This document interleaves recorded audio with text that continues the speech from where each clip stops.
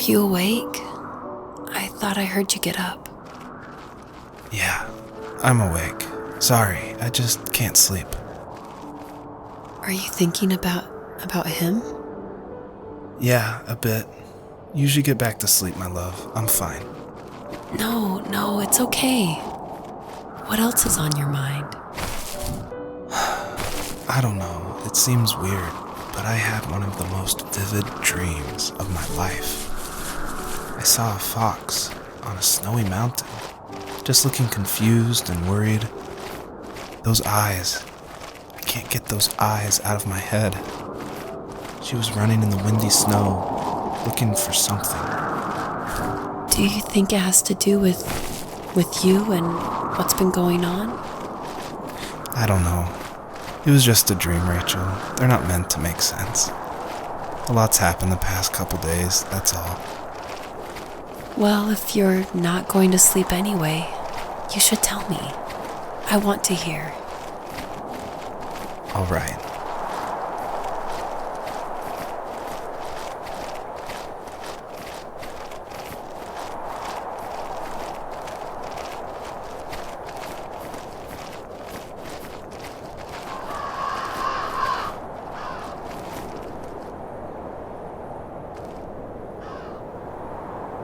So, not far from her home, she followed that path to something unexpected.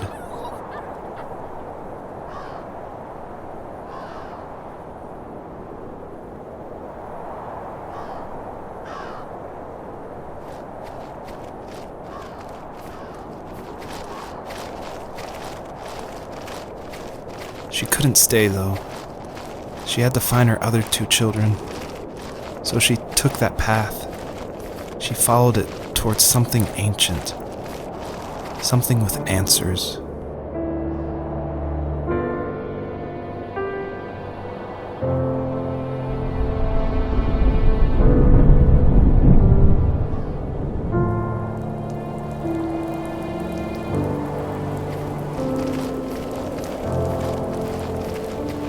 The fox looked high and low, searching for any sign of her cubs. Points of light showed the way to this ancient tree. It was as if each one had a story to tell, all their own. The land was trying to tell my story, too. I felt like I was right behind her the whole time.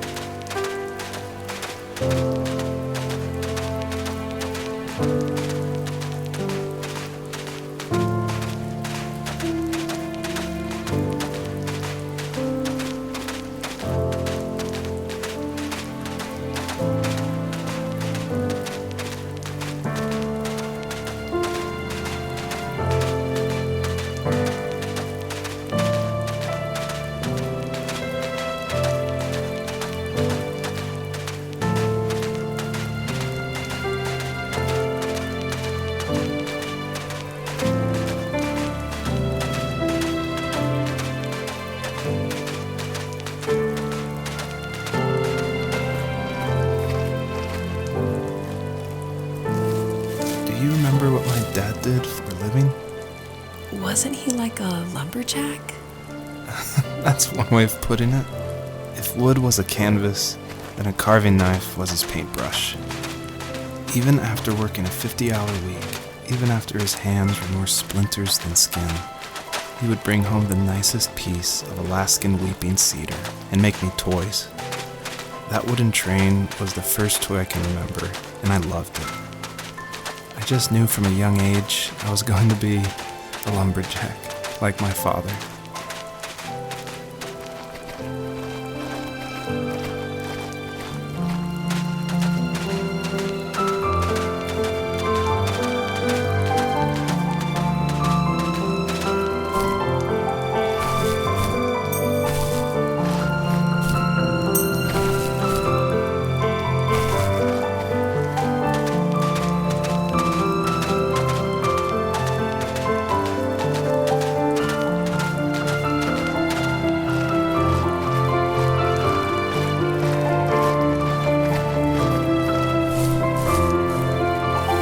As a kid, did you ever do show and tell in your class?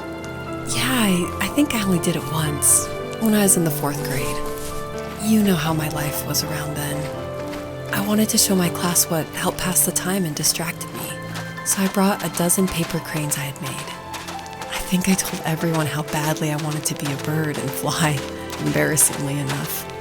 Don't be embarrassed. Every kid wants to fly.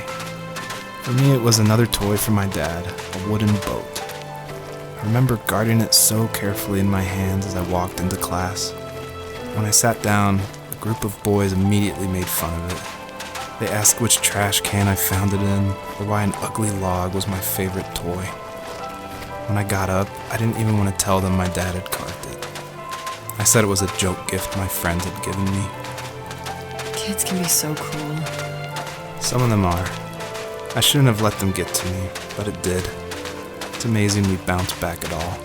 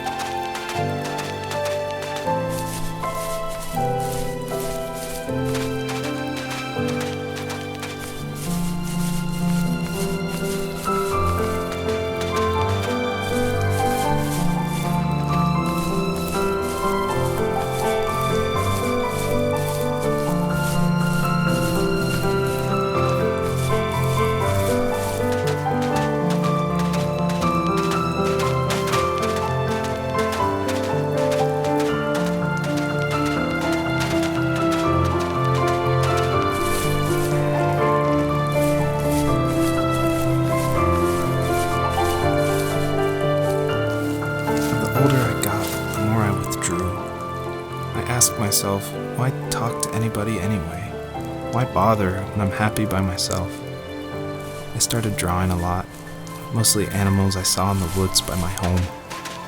I then imagined designing my own hideouts with things like TVs and pantries full of chips and cookies. I think that idea of leaving home and drawing blueprints started my career. I found a lot of solace in that. I'm not surprised, but I did the same thing, you know? There's something special about having a place to call your own. And now look at us. Well, if you count renting in an overpriced city. It's as close as we can get for now.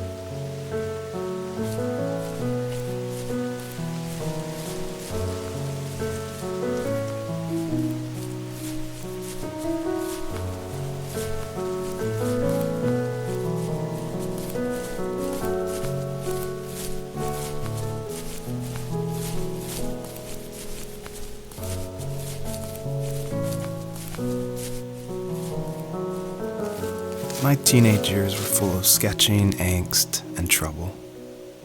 I wasn't popular or unpopular. Maybe just forgettable. I guess that gave me a sense of freedom, so I hung out with crazy kids, doing crazy things, even though I mostly just watched the chaos ensue. We did it all. Put fireworks in mailboxes, hide roadkill in people's garages, break windows of the barber shop in Anchorage. My dad was furious, but he was so busy working he couldn't do much to stop me from going out. I think being an adult means there's no one to stop you making hard decisions. He had to make a living, and he couldn't be in two places at once. Yeah, I realize that now. But at the time, I was sure he was more interested in growing his business than what was going on with me.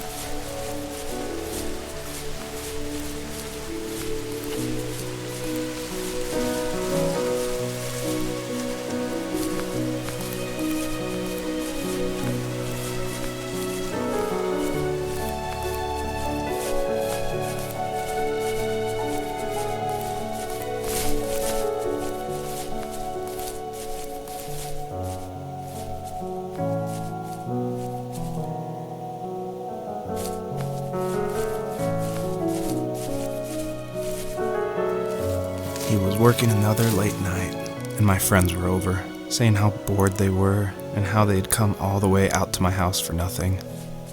One of them mentioned how that old, ugly beyond belief truck was still in the garage, and how we should take it for a spin. I was only 15, so I kind of fought it for a while. The next thing I knew, we were careening around the mountain path, rocks spitting onto the sides of the cliff, while my dad's cringeworthy bluegrass blared out the speakers. I drove while my friends were in the back of that yellow and purple truck, throwing beer bottles and trash at anything remotely interesting. Felt like I was soaring in the air with borrowed wings. But all good things have endings.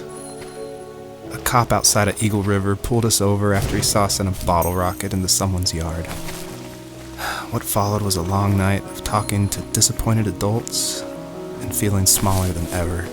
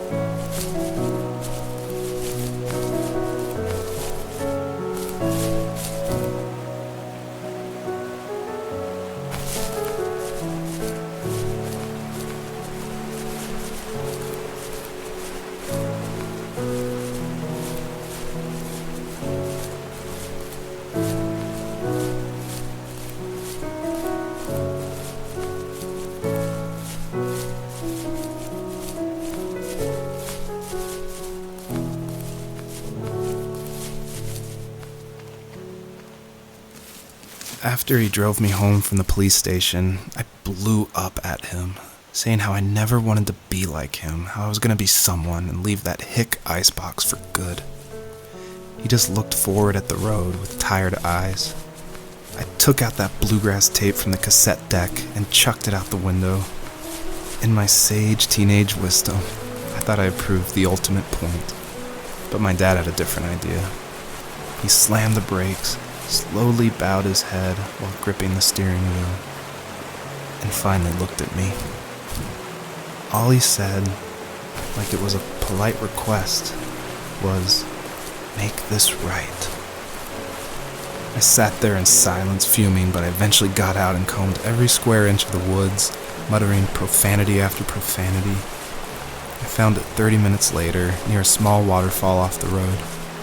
I went back to the truck, put the wet tape back in, and sure enough it worked.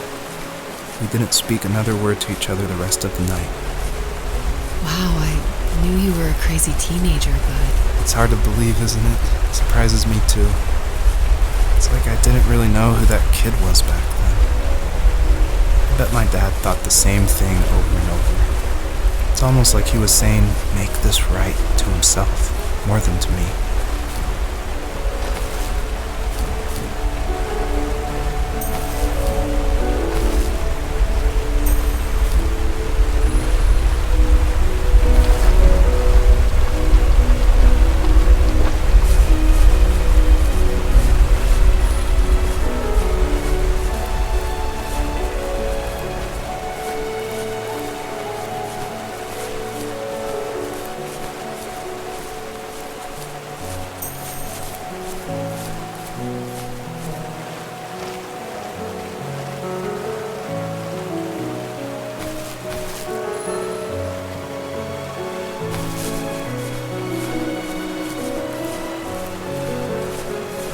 My friends would laugh about that night and talk about how crazy it was, and I laughed along, pretending it didn't bother me.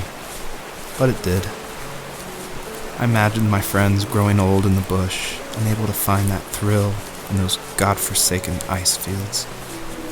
It's like those mountains were a literal wall, keeping me from leaving, where all I would have to look forward to are lumber yards and evening beers.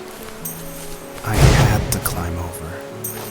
That was my only goal for a long time.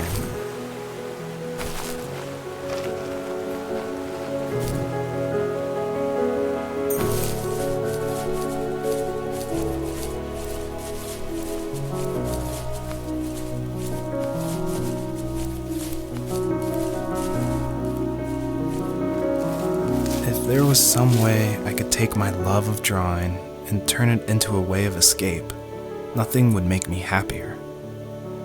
I wanted to create instead of tearing trees down. I wanted to move to the lower 48, not because I hated it there in Alaska, but I hated the idea of it.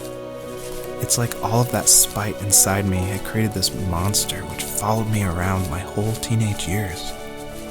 I put so much energy into doing what others didn't expect of me. Why did I do that? There's one fact you're forgetting, though.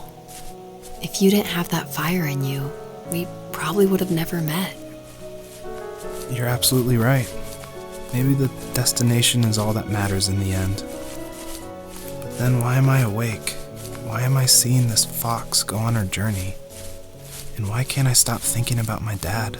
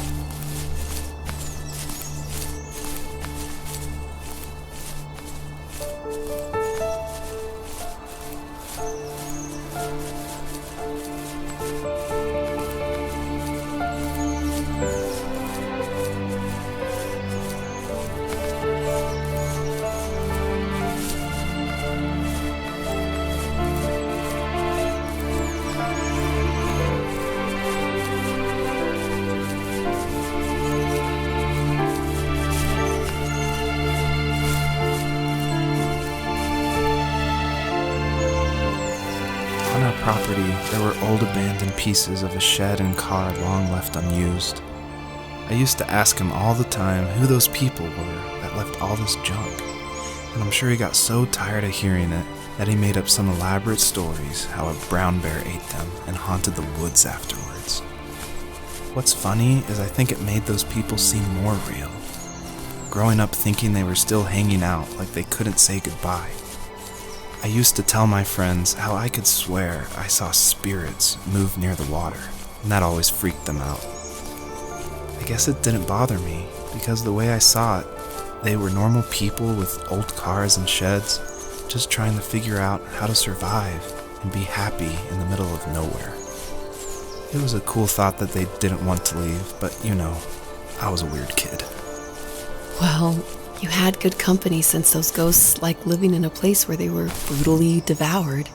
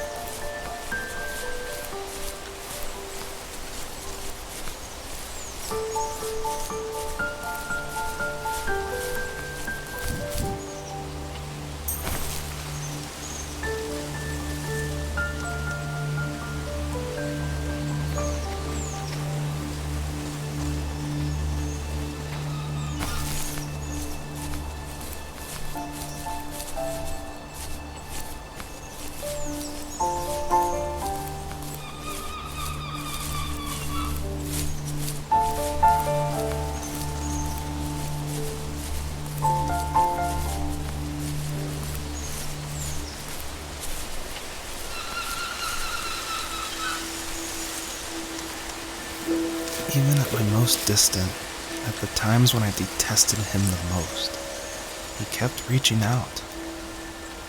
For a year straight, he asked me every week when we were going camping. I thought he was just dense. Eventually, to shut him up, I agreed. We carried out the worn lawn chairs from the garage and set up a cinder block campfire at the site we'd always used behind the house. We walked down the mountain path, talking in the warm sunshine we only got a couple months of the year. Those 3 obsidian rocks shimmered alongside the shore, almost like sparklers pressed against a dark window. I'll never forget that wet stone on my feet, or how those massive mountains looked even bigger in the lake's reflection. I felt small, but grateful. As the sun set, my dad found something I hadn't seen for a long time. The tree where I'd made my first carving when I was 6. I hadn't even carved it.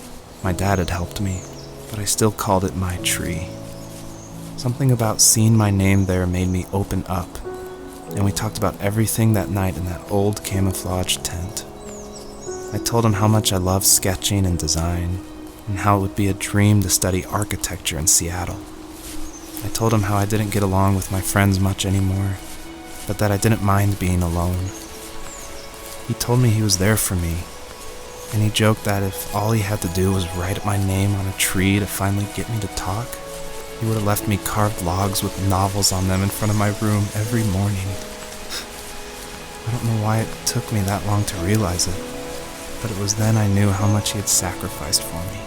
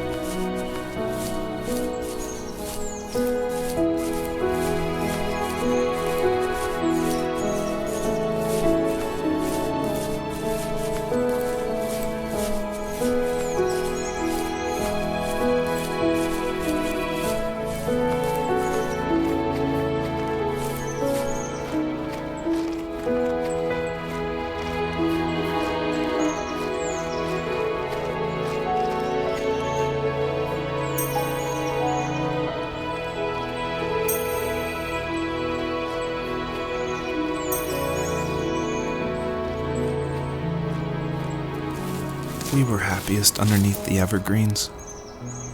We decided it was time to finally map out the hundreds of acres we lived on just to pass the time during the summer. He was only free in the evenings, so I would spend the day wasting time on dial-up internet and sketching, and then we would rush into the woods, pen and map in hand, before evening fell. Sometimes, the aurora borealis would cast a cold green glow on the mountainside, and we would finish our route underneath a twilight sky. Sometimes I was lonely during those summer days, but there was comfort in the routine. A lot of teenagers aren't looking for the daily grind, though. There's nothing wrong with wanting to get out, to leave your childhood home. You wanted to progress, to make something of yourself. Yeah, you're right. That house. I'm sure it's the same as how I left it. But then why does it feel so different? I doubt you're the only adult to have looked back and asked that question.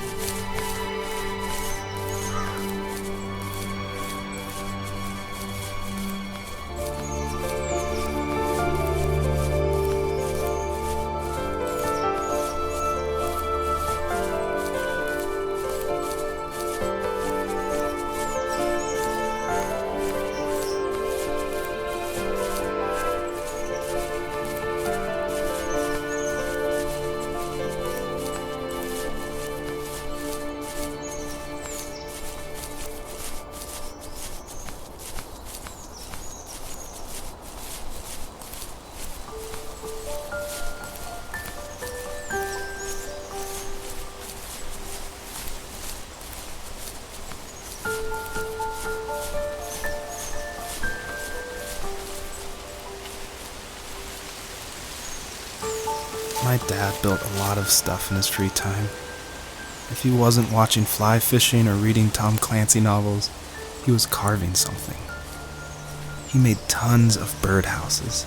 Not that he was into bird watching, but I think he really missed working and adding on to the home. If he couldn't afford the time to build onto our own house, he would have to settle with watching birds move into their little homes.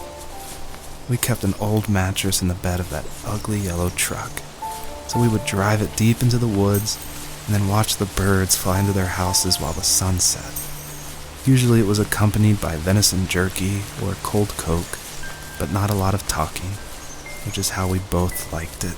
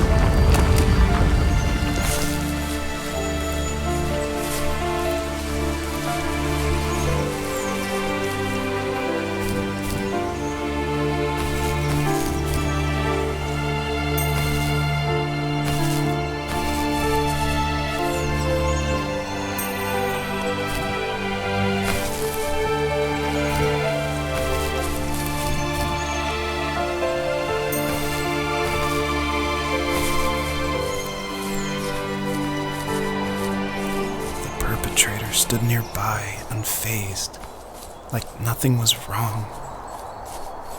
My dad is dead, and he's never coming back, Rachel. I can tell you these stories, but I can never reminisce with him again. He can never hold a grandchild that we'll probably never be able to have. I can never talk to him again, and I'll never be able to say I'm sorry for everything.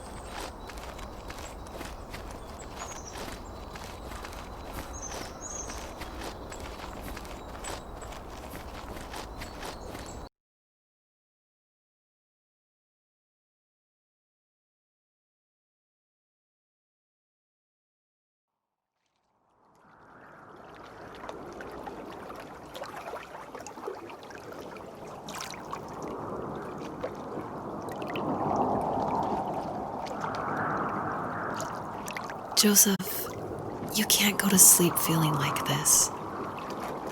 I'm sorry for everything, and I know you need space, but I'm here for you. You don't need to feel so lost. Joseph, have I ever told you what my mother was like?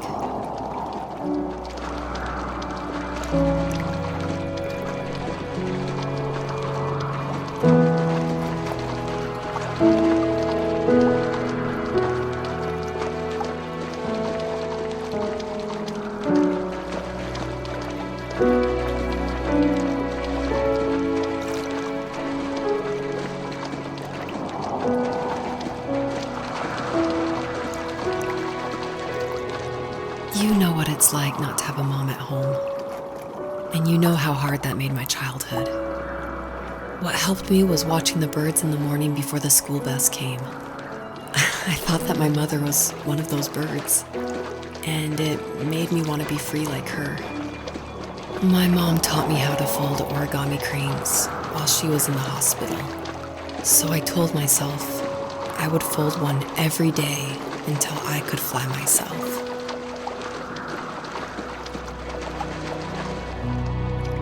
I think we both have always loved animals, and for me that love started with a dog. Sometimes this Rottweiler would come up to our property line and wait at the fence for me, but only once in a while. I was sure to check every day immediately after school, and it usually ended in disappointment. I would even steal money from my passed-out dad just so I could buy these off-brand dog biscuits. Even when she did stop by, she never went beyond the fence. Why was she so scared? I think my dad was the opposite of your dad in almost every way, except he was in the military as well. He coped with alcohol of every kind. The trailer started falling apart, he got angry, and I withdrew. More and more I became the weird, quiet kid who made lots of origami birds and carried dog biscuits around. I think we were pretty similar when it came to being the weird kids. And that same sincerity in college was one of the reasons I was so drawn to you. Life got worse and worse, and at one point, I really didn't think I could survive another day with my soul still intact. I had no real friends, let alone neighbors, since we lived in the middle of nowhere. I should have talked to my teacher, but I was scared what he would do if he found out. As I waited for the school bus one morning, I walked around until I found something in an abandoned shed. Something I can't put into words. I summoned courage I didn't know I had, and I broke into my dad's room and found the key to the shed where he had locked my bike. I'll never forget that feeling. The wind rushing by my ears as the sun rose over fields of wheat. I was flying for the first time. I biked as far as my legs could take me until I found a house that felt friendly and that felt like home. Those strangers helped me in so many ways.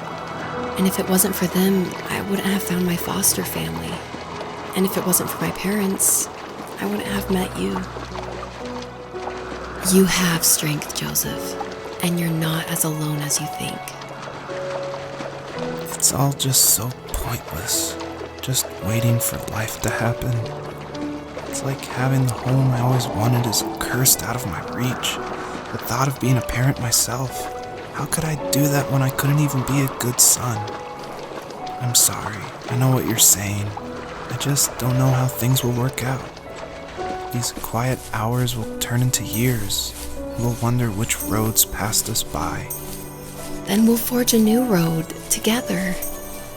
Besides, I discovered for myself that one fateful morning where any hopeful road leads to. There may be thorns and mist, but it always leads to the same thing. And what's that? Family. I'm so glad that you're part of my family, Rachel. And I'm glad you're part of mine.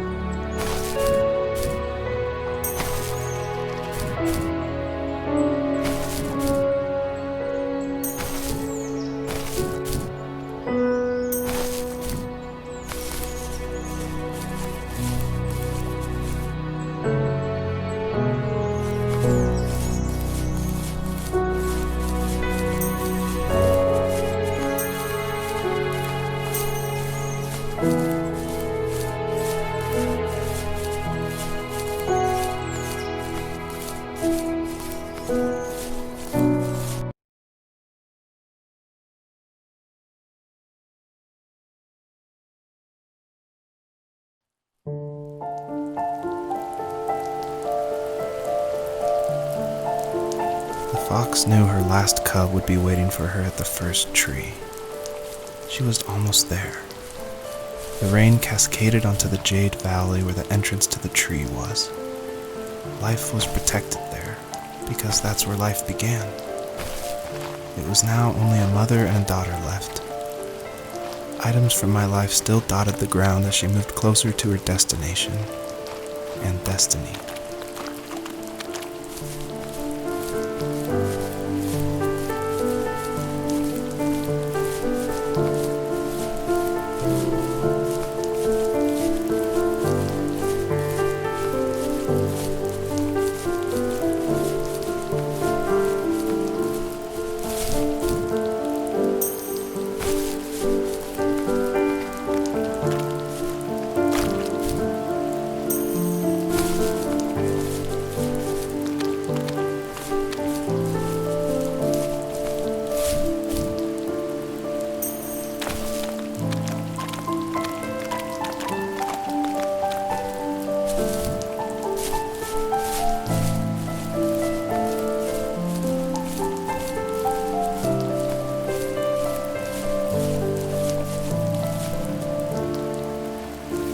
At the end of high school, I felt something I hadn't felt in a long time. Drive. I looked into the best architecture schools on the West Coast, then got a dose of reality when looking at other students' portfolios and the high cost of tuition. I still wanted to be something, to be the next Alvaro Siza, and to make those thousands of sketches worth something in my grand history. But now even an internship sounds impossible. Siza helped me understand how essential emotion is in architecture, and he also said light is the real composer of space. I like to think these glints of light, like not finding a job or even a strange dream about a fox, are something I should be thankful for, even if the illuminated space is something I'm less than comfortable with.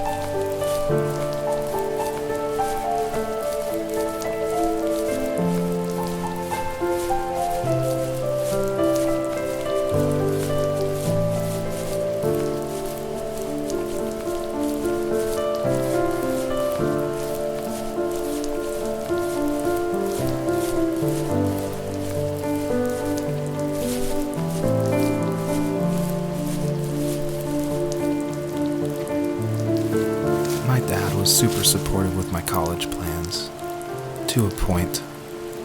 Things were okay until this terrible accident happened. I guess a forklift flipped over due to a bad axle, and it crushed one of the workers there. My dad didn't eat for days, even though he wasn't directly involved. It devastated him. Not only did it hurt the business, but it just freaked him out. He would talk in his sleep, muttering things about firing people and saying sorry. One fateful day he approached me, said that since my school search wasn't going well, I should finally be a man and take over the family business. He said one day he was going to die, and that all of his work, sacrifice, and even that man's life would be wasted in vain. I just lost it. Teenage me just exploded at the thought.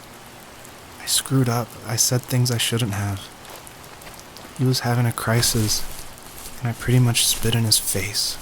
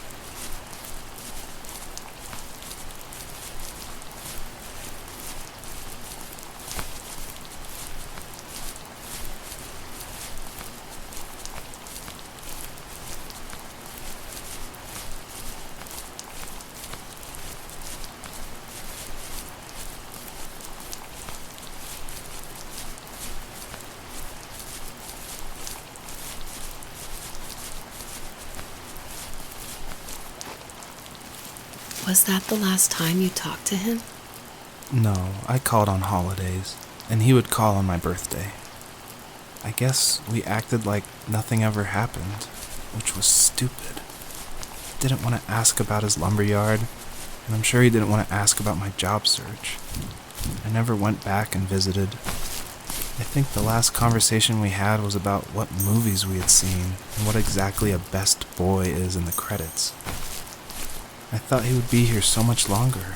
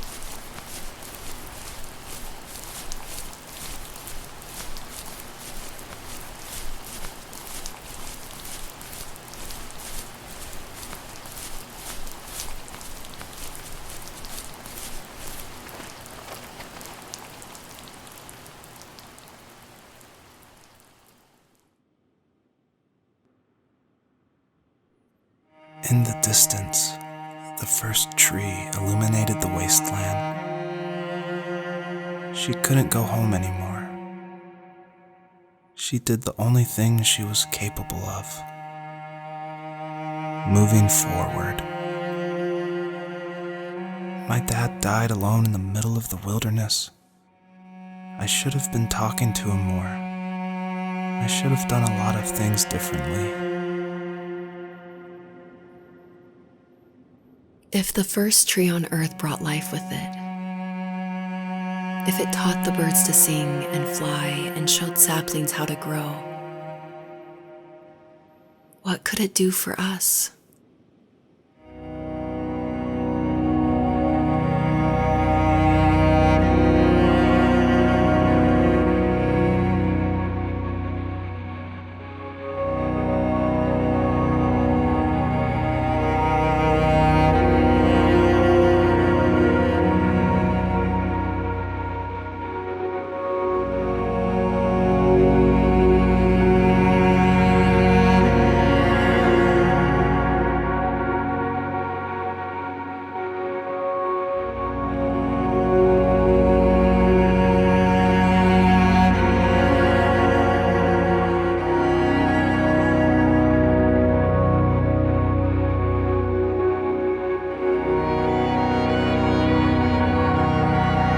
There was a letter I received yesterday from a name I didn't recognize, with a quote I can't stop thinking about.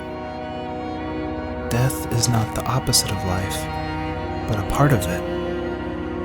More and more, I'm realizing one important truth. Each of us have our own journey to the first tree, but sometimes I'm not sure I'm ready to take that first step. You already have my love.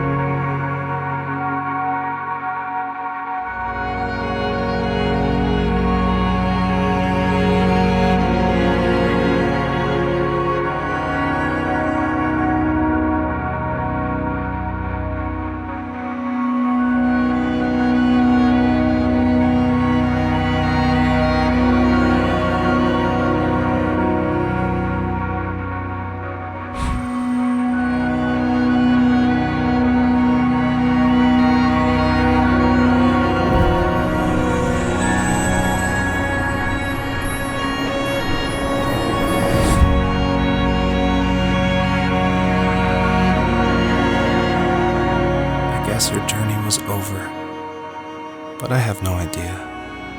It's only a dream, a distraction from tomorrow. I don't think dreams normally bring back to memory so many important feelings. Maybe it was just a dream, but it was also a gift. Yeah, I suppose. But tomorrow we're getting on a plane to the last place on Earth I want to be. The only person that would have made the trip worth it is gone. You're going to see him and be with him one last time before you say goodbye. I have one last quote for you by Emerson, sealed in an imaginary letter from me to you.